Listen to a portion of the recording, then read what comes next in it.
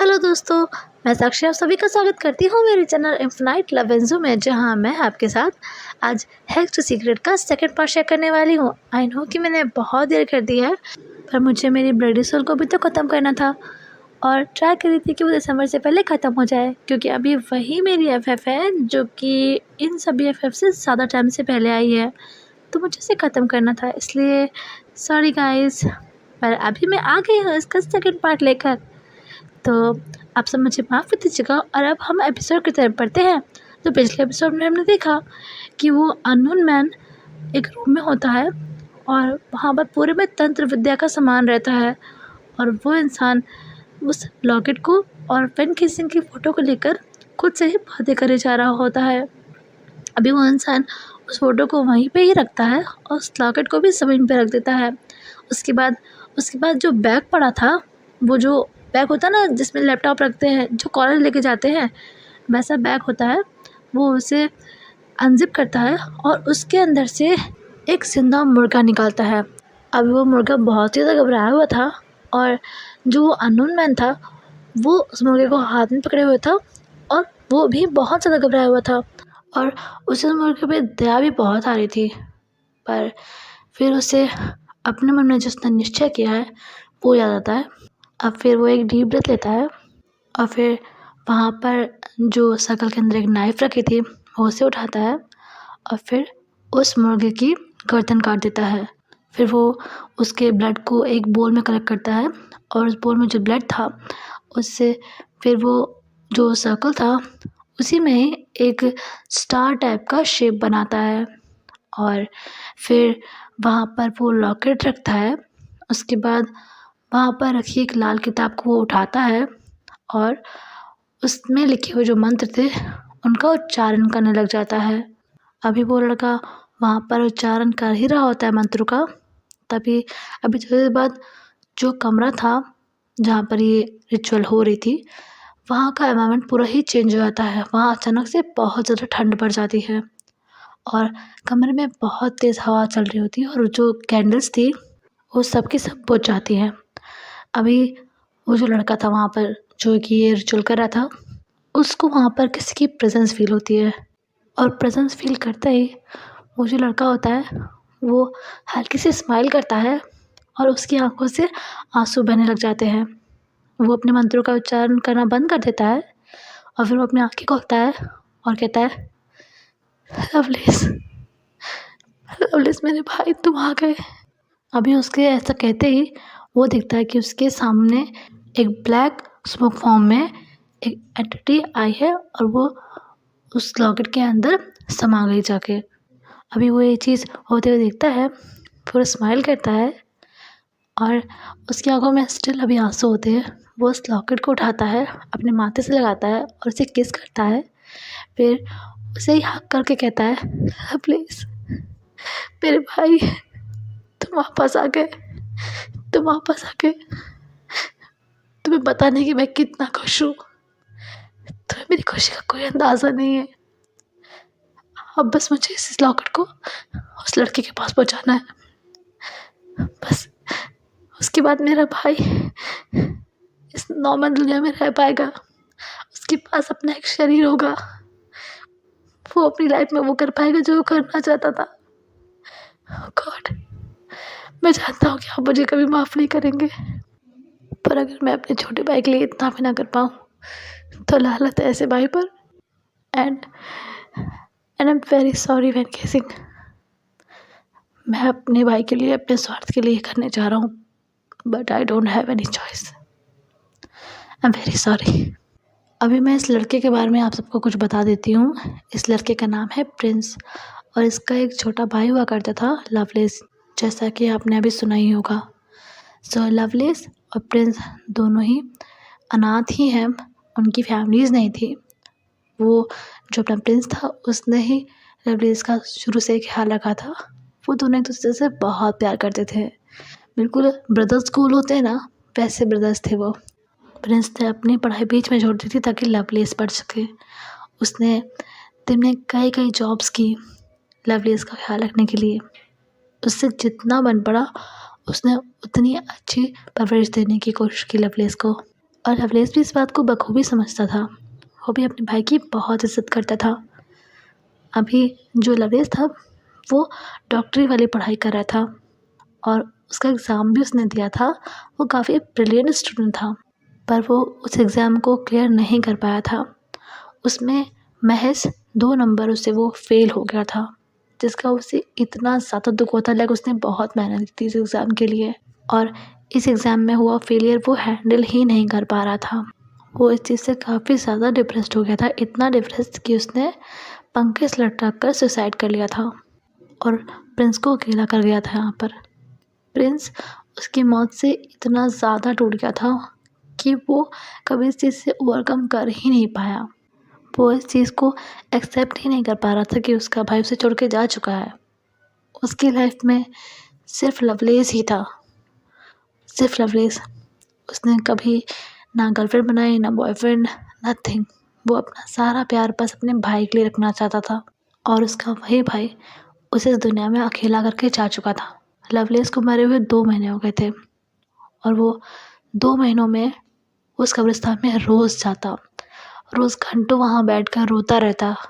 उसे अपनी अपनी ज़िंदगी की कोई सुध नहीं थी। ऐसा था कि जैसे उसकी ज़िंदगी तो लवलेस के साथ ही चली गई। पर फिर एक रात जब वो कब्रिस्तान में अपने भाई की कब्र के पास रो रहा था, तभी उसे उसके भाई की आवाज़ सुनाई दी, जो कि उससे माफ़ी माँग रहा था अपने ऐसा कदम उठाने के लिए। और उससे कहता है कि वो वापस आना चाहता है, प्रिंस के साथ रहना चाहता है और इस दुनिया का हिस्सा बनना चाहता है, वो सब करना चाहता है जो कि वो नहीं कर पाया। और प्रिंस से बहुत रिक्वेस्ट कर रहा होता है कि प्रिंस उसे इस दुनिया में वापस बुला ले। अभी ये सब बातें सुनने के बाद अपने भाई की और उसकी रिक्वेस्ट सुनने के बाद प्रिंस तो बहुत ही ज़्यादा इमोशनल हो जाता है। पर अभी पॉइंट ये था कि मरे हुए का इंसान इस दुनिया में वापस कैसे लेकर आए। तो अभी वो जो लवलेस की सोल थी वो उसे कहती है कि मतलब उसे एक रिचुअल करनी पड़ेगी। उसके बाद लवलेस की कोई भी ऐसी चीज़ जो उसके शरीर के बहुत करीब रहती थी, उसे लेकर उसमें जो लवलेस की अभी ये सोल है, इसे डालना होगा और इस चीज़ को मतलब जिस चीज़ में सोल गई है, उसे किसी इंसान को देना होगा। जिससे क्या होगा कि जो लवलेस की रूह है, वो उस इंसान के अंदर चली जाएगी, उसकी बॉडी को पोजेस कर लेगी।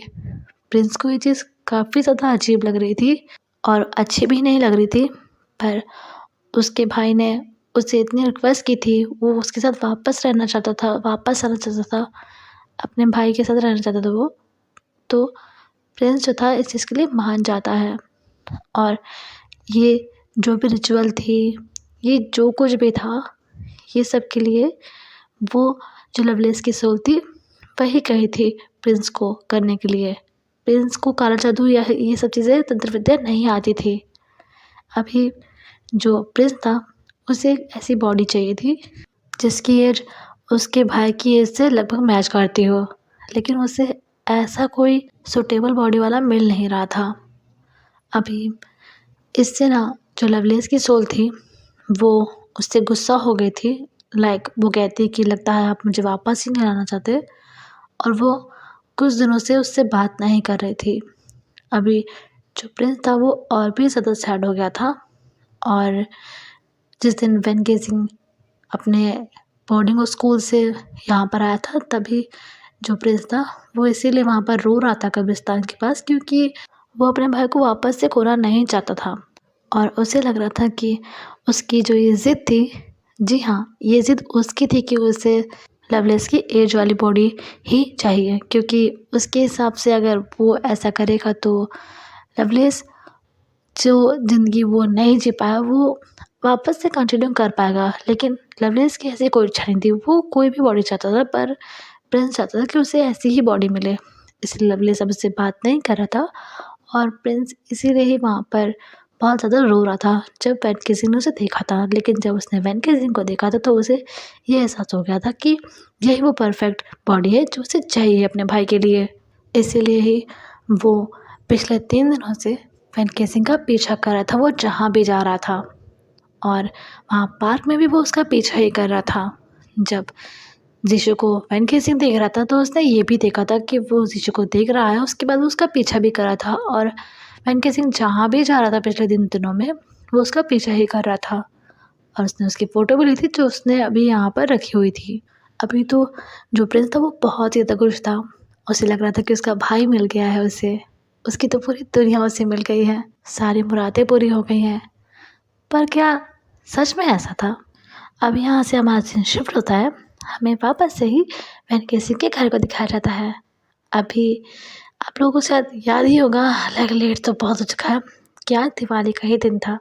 सो अभी जो किन वैन थे, वैन केसिंग था और वैनिंग, वो सब लोग अभी पूजा के लिए आए थे तो उनका खाना भी यहीं पे ही हुआ था। अभी जो वैनिंग था वो जीशु, ज़ांग और वैन केसिंग बैठे हुए थे साथ में और जीशु स्टिल शांत ही बैठा हुआ था। अभी ऐसा नहीं था कि जीशु बात ही नहीं करता, ऐसा नहीं है, लेकिन वो काफ़ी इंट्रोवर्ट टाइप का इंसान है तो जिससे उसका मेल व्यवहार रहता है, लाइक जो उसके क्लोज होते हैं वो उनसे ही बात करता है। लाइक जब बात ज़ांग की आती तो ज़ांग से बहुत अच्छे से बात करता है, लेकिन वो वैनिंग को भी नहीं जानता और वैन को तो वो जानता ही नहीं है। वैनिंग से भी वो 2-3 बार ही मिला है और वैन को तो वो अभी ही देखा है इस घर में। तो अभी उसे समझ में नहीं आता वो क्या ही बोले, इसलिए वो शांत होकर ही बैठा हुआ था।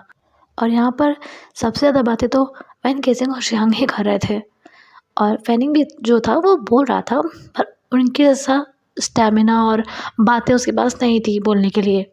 अभी रात के ना 10:30 बज चुके हुए होते हैं। अभी किनो हसन शिशु के पास आते हैं और कहते हैं, शिशु इट्स गेटिंग लेट, चलो घर चलते हैं। तो शिशु कहता है, जी पापा। अभी ये कहकर वो सोफे से उठा ही होता है तभी ज़ांग उसका हाथ पकड़ती है। तो शिशु उसकी तरफ देखता है और वैनिंग और वैन भी ज़ांग की तरफ देखते हैं। ज़ांग फिर शिशु से कहती है, अरे रुको ज़रा तुम। फिर वो सोफे से उठती है, अंकल के पास आती है और कहती है, अंकल अगर आपको बुरा ना लगे तो शिशु थोड़ी देर और रुक जाए यहाँ पे, आप थोड़ी देर में भेज दूँगी इसे, पक्का। अभी जो मिस्टर गिन होते हैं वो ज़ांग के सर पे हाथ फेरते हैं और कहते हैं, हाँ बेटा बिल्कुल। फिर वो शिशु की तरफ देखते हैं और कहते हैं, आराम से आ जाना, ठीक है, पर हाँ आने के बाद गेट पे ताला ज़रूर लगा देना, ओके। तो शिशु कहता है, जी पापा। और ये कहकर फिर वो वहाँ से चले जाते हैं। जो ज़ैन रियू और उनकी जो पत्नी थी उन्हें बाय बोलकर। अभी ज़ांग फिर शिशु की तरफ देखती है और कहती है, आप खड़े क्या हो, बैठो। तो शिशु से देख के स्माइल करता है, फिर बैठ जाता है वापस से सोफे पे। अभी जो वैनिंग होता है वो कहता है, यार बात तो है, तुम अगर किसी से कुछ मांगो तो वो ना तो नहीं कह सकता, इतना तो उन्हें देखा है। अभी ज़ांग जो होती है उसके बाल जो थोड़े आगे होते हैं उन्हें पीछे करती है और कहती है, हाँ इसीलिए तो मैं खुशांग हूँ। अभी जो वैन होता है वो उसके गले में हाथ रखता है और कहता है, बहन है मेरी, जलवा है इसका। अभी वैनिंग स्माइल करता है और कहता है, जी वैन केसिंग जी, मैं जानता हूँ कि आपकी बहन है। अभी जो ज़ांग होती है वो वैन को देखती है और कहती है, ओ बहन के भाई, चल एक काम कर, जा हम सबके लिए चाय बना के ला, अपने लिए भी। अभी जो वैन होता है वो कुछ बोलने ही वाला होता है उससे पहले ज़ांग कहती है, शिशु तुम चाय पियोगे? तो वो कहता है, नहीं ये कोई टाइम है चाय पीने का, मैं नहीं पीऊँगा। तो ज़ांग कहती है, अरे चुपचाप पी।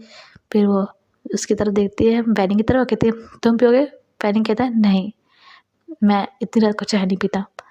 तो वैन कहता है, पर अब तो आपको पीनी ही पड़ेगी। अभी वैनिंग कहता है, कोई ज़बरदस्ती है? तो वैन कहता है, जी बिल्कुल है, दीदी चाहिए तो साले की बात तो माननी पड़ेगी। अभी वैनिंग अपने हाथ जोड़ता है और एक सैड सा फेस बनाता है और कहता है, जैसी आपकी इच्छा साले साहब। अभी वैनिंग उसके बात सुन के हंसने लग जाता है और फिर वहाँ से चला जाता है। अभी जो वैनिंग और वैन है इन दोनों ने ना एक दूसरे को पहली बार फेस टू फेस देखा था। लाइक जब वैन बोर्डिंग में था तो वीडियो कॉल में जो वैन था उसकी बात हुई थी वैनिंग से, और ज़ांग जब साथ में होती थी और कभी भी अकेले भी हो जाती थी, पर ऐसे उन्होंने फेस टू फेस पहली बार ही देखा था एक दूसरे को। अभी वैनिंग कहता है, ज़ांग कुछ भी हो तुम्हारा भाई है तो बहुत क्यूट। तो ज़ांग कहती है ना, मैं तो कहती हूँ मेरा भाई दुनिया का सबसे ज़्यादा क्यूट और अडॉरेबल लड़का है। अभी थोड़ी देर में जो वैन होता है वो चाय बना के ले आया होता है। अभी वो वैनिंग को दे देता है चाय, श्याम को भी देता है और जैसे ही वो शीशु के पास आता है चाय देने के लिए, उसके तो हाथ ही कांपने लग जाते हैं। वो पूरा ही वाइब्रेट कर रहा होता है उसका पूरा बॉडी। वो कैसे कैसे वो जो कप होता है वो उठाता है और शीशु की तरफ करता है, और शीशु उसे देख रहा होता है, उसके हाथ में रखी ट्रे को देख रहा होता है, और शीशु के हाथ देख रहा होता है कैसे वो काँप रहे होते हैं। और ज़ियांग और फैनी भी देख रहे होते हैं ये चीज़। अभी ज़ियांग कहती है, फैन क्या हुआ? अभी जो मैं तो कुछ नहीं कह पा रहा था, बस नीचे की तरफ देख रहा था क्योंकि वो शीशु की तरफ भी नहीं देख पा रहा होता है। अभी जो शीशु होता है वो तुरंत से ही फैन का हाथ पकड़ लेता है क्योंकि उसका हाथ बहुत वाइब्रेट कर रहा था, वो चाय गिर सकती थी उसके हाथों पे ही। शीशु के उसे छूने के बाद तो वैन की हालत और भी ज़्यादा ख़राब होने लग जाती है, उसकी बॉडी और तेज़ से वाइब्रेट होने लग जाती है। अभी जो शीशु होता है वो सोफे से उठता है और कहता है, हे वैन, आर यू ओके? अभी जो फैन होता है वो उसकी तरफ देखता है और कहता है, जी जी जी जी ठीक हूँ। अभी तक शांग और जो वैन थे वो भी वैन के पास आके खड़े हुए होते हैं। अभी शांग वैन को अपनी तरफ करती है और कहती है, क्या हुआ तुम्हें? तो वैन कहते हैं, कुछ नहीं, वो बस सर्दी लग रही है, सर्दी लग रही है बस, और कुछ नहीं। और उसके बाद वो लोग मान भी जाते हैं क्योंकि वो लोग जहाँ पे रहते थे वहाँ पर सर्दी ज़्यादा फील होती थी क्योंकि वो एक पहाड़ी जगह थी, जैसे कि नैनीताल नहीं है, नैनीताल मसूरी वैसी जगह थी। और वैन केसिंग ऐसी जगह पे नहीं पड़ता था तो उससे यहाँ सर्दी ज़्यादा लग रही होगी, ऐसा वो लोग सोचते हैं। अब जियांग उसे तुरंत से ही बैठाती है और अंदर से कंबल लेके आती है, उसे उड़ा देती है और फिर उसे कहती है चाय पीने के लिए, क्योंकि वो अपने लिए भी तो लाया था चाय। अभी जो शिशु होता है वो उसके पास आता है, उसका माथा चेक करता है और कहता है फ़ीवर तो नहीं है। तो शाम कहती है चलो अच्छा है। अभी फैन केसिंग उन तीनों की तरफ देखता है और कहता है गाइस मैं ठीक हूँ, बस थोड़ी सर्दी तो लग रही थी, प्लीज़ सिट डाउन।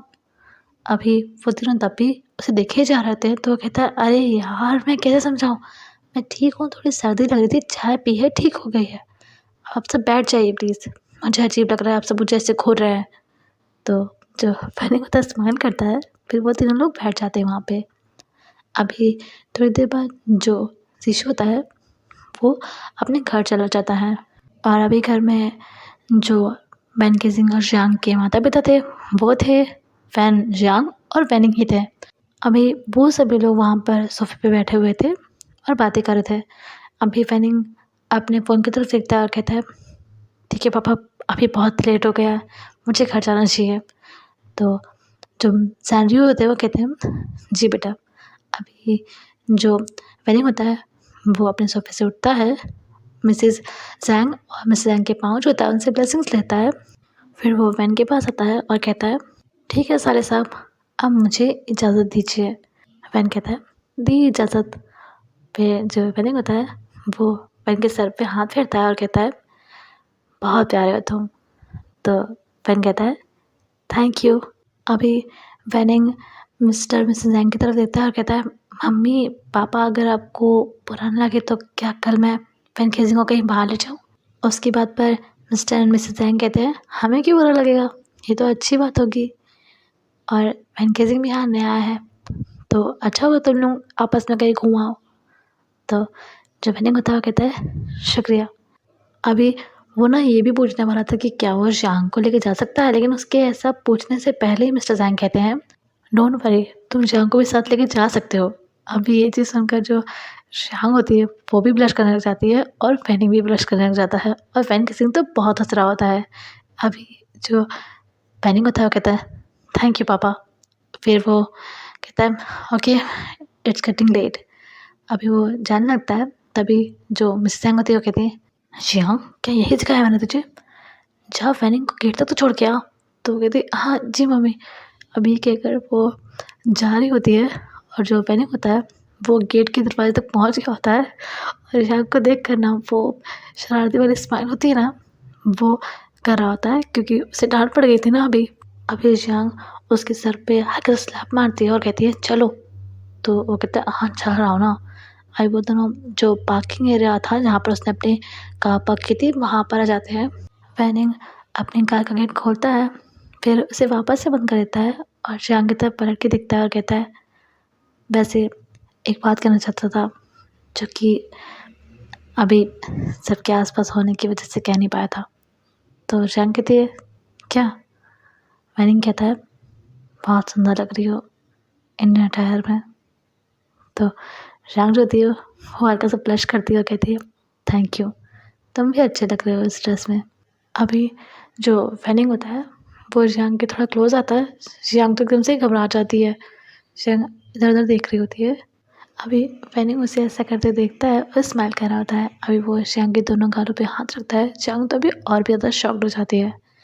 फिर जियांग के माथे पे किस करता है। फिर वैसे ही उसके फोरहेड से अपना फोरहेड सटाता है और कहता है बहुत प्यार करता हूँ तुमसे, सच में, I really love you, I really really love you.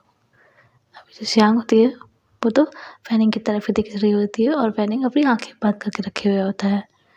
अभी जो जियांग होती है वो उसे हग कर लेती है और फैनिंग भी उसे बैक हग करता है।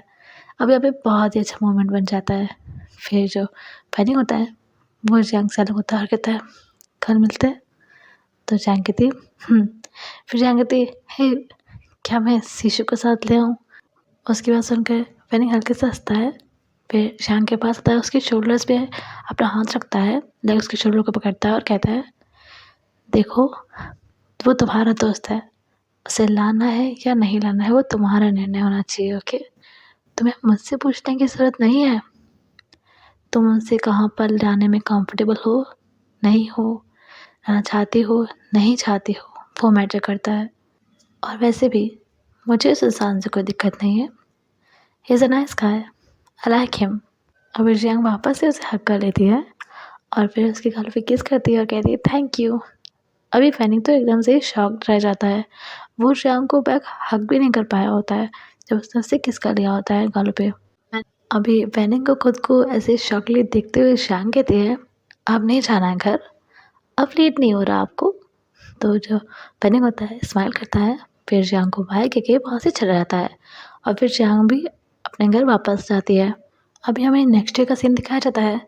जो जियांग होती है वो ना घर में ना कपड़े धुले हुए होती है और उससे कहती है फैन के सिंह से कि जाओ तुम छत पे फैलाओ।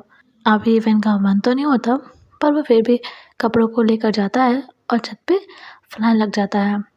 तभी कपड़ों को फैलाते फैलाते ही उसकी नज़र अपने से लग जो छत बनी थी वहाँ पर जाती है और उसके तो तोते ही उड़ जाते हैं। क्योंकि हुआ ये था कि उस छत पर कुर्सी पर एक इंसान बैठा हुआ था कानों में हेडफोन लगाकर, जो कि कोई किताब पढ़ रहा था और वो लड़का कोई और नहीं हमारा साहु शिशु था। अभी फैन केसिंग उसे देखता है तो वो कपड़े अपना काम धाम सब भूल जाता है और बस शिशु को देखे ही जा रहा होता है। शिशु अपना पूरा ही ध्यान लगाकर उस बुक को पढ़ रहा होता है। एटलीस्ट पेन को तो यही लग रहा था कि वो पढ़ रहा है ध्यान लगाकर और उसका ध्यान पेन पर नहीं है। अभी जो पेन किसिंग होता है अपने और शिशु की छत का जो डिवाइडर था उसके पास आके खड़ा हो जाता है और उस डिवाइडर के ऊपर ही अपने दोनों हाथ रखता है, उस पर अपना सर रखता है और वो जो हीरा मंडी का डायलॉग नहीं है वो बोलता है एक बार देख लीजिए, दीवाना बना दीजिए, जलने को तैयार परवाना बना दीजिए। और ये कहकर वो वहीं दीवार पर ही अपना सर रख के शिशु को देखने ही लग जाता है।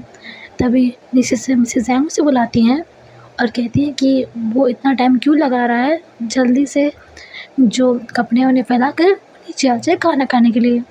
अभी वेन अपनी मम्मा को ये बोल देता है कि वो आ रहा है जल्दी से और वो फिर फटाक से जो कपड़े थे उन्हें फैला देता है और नीचे जाने से पहले एक लास्ट बार शिशु को देखता है और फिर वहाँ से नीचे चले आता है।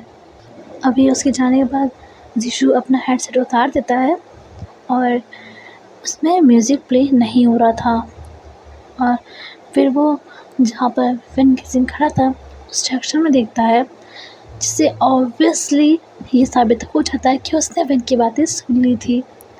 अभी वो उधर देखता है, फिर स्माइल करता है और कहता है सो फिल्मी। अभी हमें एक फ्लैशबैक दिखाया जाता है। जब फैन किसिंग ने शिशु से हाथ मिलाया था ना, तो शिशु फैन किसिंग के चेहरे की तरफ ही देख रहा था। उसकी आँखों में एक अलग तरह की चमक थी, एक अलग तरह की एक्साइटमेंट थी, जो कि नॉर्मल लोगों में ऐसे टाइम पे नहीं होती जब वो किसी से मिलते हैं, हैंडशेक करते हैं। फैन की आँखों में कुछ अलग था, एक अलग तरह का उत्साह दिख रहा था वो वैन की आँखों में। उसके बाद जब वो किचन में गया था मिसेज़ एंग की हेल्प करवाने, तो उन्होंने ज़ीशु को काम दिया था घर में लाइट लगाने के लिए। तो वो जो लाइट थी वो किचन के पास जो टेबल लगी थी वहाँ पर रखी थी। वो उस टेबल से लाइट उसने उठाई थी, तभी उसकी नज़र वैन पर चली गई थी, जो कि अपने हाथ को ही घूर-घूर के देख रहा था, क्योंकि उसने अभी उस हाथ से जो ज़ीशु था उसे हैंडशेक किया था और वो काफ़ी ज़्यादा स्माइल भी कर रहा था। ज़ीशु ये चीज़ भी नोटिस कर रहा था। उसके बाद जब वो माला लगा रहा था वहाँ पे, मतलब वो झालर होती है जो फूलों वाली, वो लगा रहा था, तब वो बाकी झालर को तो नॉर्मल तरह से लगाया था, पर जो झालर मतलब जो माला ज़ीशु के गले में गिरी थी उसको वो बहुत ही सहेज से लगा रहा था, बहुत ही आराम से। ज़ीशु ने ये चीज़ भी देखी थी और जो वैन था ना, उसने जो वो माला लगाई थी गेट पर, उसकी ना अपने मोबाइल पे फ़ोटो ली थी। ये चीज़ भी ज़ीशु ने देखी थी। ज़ीशु का जो ध्यान था वो बार-बार वैन पे जा रहा था। अब ऐसा नहीं कि उसने इन्हीं सब चीज़ों को देखा था उसे करते हुए, ऐसा नहीं था। उसका ध्यान बार-बार वैन पे जा ही रहा था। वैन कुछ भी कर रहा था तो ज़ीशु का अपने आप ही ध्यान उस पे जा रहा था। रात में जब ज़ीशु वहाँ पे आया था तभी भी वैन उसे घूर-घूर के देख रहा था। ये भी चीज़ वो देख रहा था। और उसके बाद जब मिस्टर ज़ैंग ने उसे वहाँ से हटने के लिए कहा था, वो चाहता तो मिस्टर ज़ैंग के पास आके खड़ा हो सकता था या फिर मिसेज़ ज़ैंग के पास आके खड़ा हो सकता था, पर वो ज़ीशु जो था वो वैन के ही पास आके खड़ा हुआ था, ये देखने के लिए कि अब वो क्या करता है। उसके बाद जब वैन केसिंग ज़ीशु से थोड़ा डिस्टेंस में आके खड़ा हो गया था, तो ये चीज़ ज़ीशु को बहुत ज़्यादा अच्छी भी लगी थी, बहुत क्यूट लगी थी। और वो जब वापस से वैन की तरफ देखता है तो वैन का पूरा चेहरा लाल हो चुका था, उसके गाल लाल थे, उसके कान भी लाल हो चुके थे। वो टोटली एक ब्लशिंग मेस बन चुका था और ये चीज़ ज़ीशु को अच्छी लग रही थी। ज़ीशु पहले से ही वैन के बारे में काफ़ी कुछ जानता है, क्योंकि वो ज़ियांग का दोस्त है ऑब्वियसली, तो ज़ियांग में से वैन के बारे में काफ़ी कुछ बता रखा है। और जब वो वैन से खुद मिला था, उसके साथ थोड़ा समय बिताया था, तो वो ये चीज़ तो समझ गया था कि वैन केसिंग का जो नेचर है वो भले ही चंचल है, पर उसके अंदर अभी भी बहुत ज़्यादा इनोसेंस है। अक्सर जो लड़के बोर्डिंग स्कूल जाते हैं अपनी फैमिली से दूर, तो वो वहाँ जाकर थोड़े बिगड़ से जाते हैं और ये चीज़ उनके स्वभाव और उनकी बॉडी लैंग्वेज से पता चलती है। पर वैन केसिंग बोर्डिंग में रहने के बाद भी ऐसा नहीं था। वो काफ़ी वेल बिहेव्ड लड़का था और काफ़ी ज़्यादा अडॉरेबल था। और वैन केसिंग का उसे पसंद करना ज़ीशु को इस बात से भी कोई दिक्कत नहीं थी, उसे कोई प्रॉब्लम नहीं थी, क्योंकि वैन केसिंग एक अच्छा लड़का था।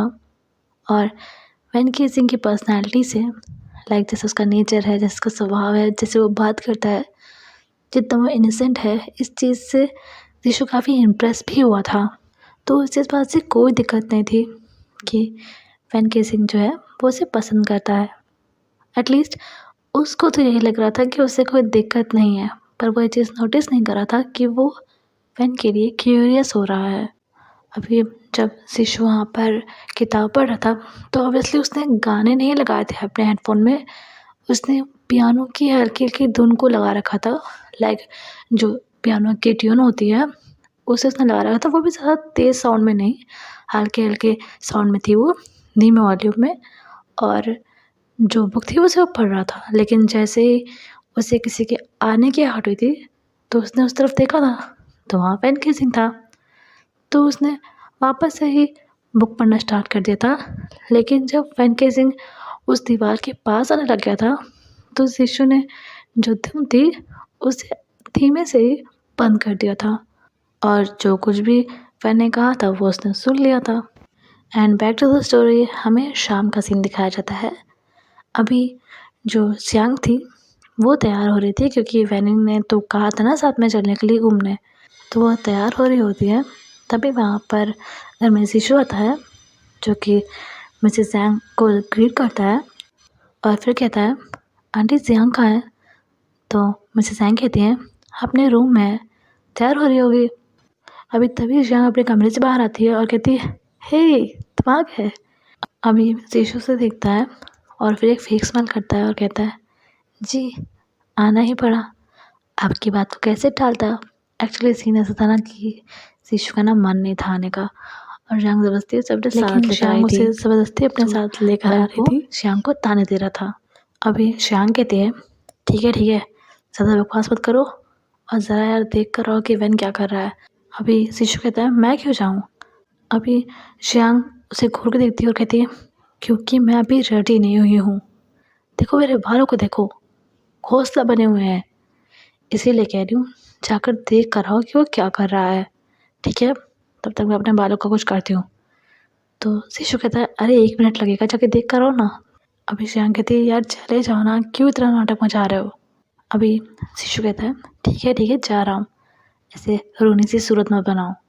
और ये कहकर वो अपस्टेयर जाता है, और जो वैन का कमरा होता है उसे इतना तो पता ही था इतने दिनों में कि वैन का कमरा कौन सा है। तो वैन के कमरे में नॉक करने वाला होता है, पर देखता है कि दरवाज़ा खुला हुआ है। और वो अंदर जाने से पहले जो दरवाज़ा था उसे खोलता है, तो देखता है जो वैन केसिंग है वो 2 ड्रेसेस को बेड पे बिछाए हुए है और आर्म्स फोल्ड करके खड़ा हुआ है। अभी वैन केसिंग तो उन ड्रेसेस को बहुत ही घूर कर के देखे जा रहा होता है।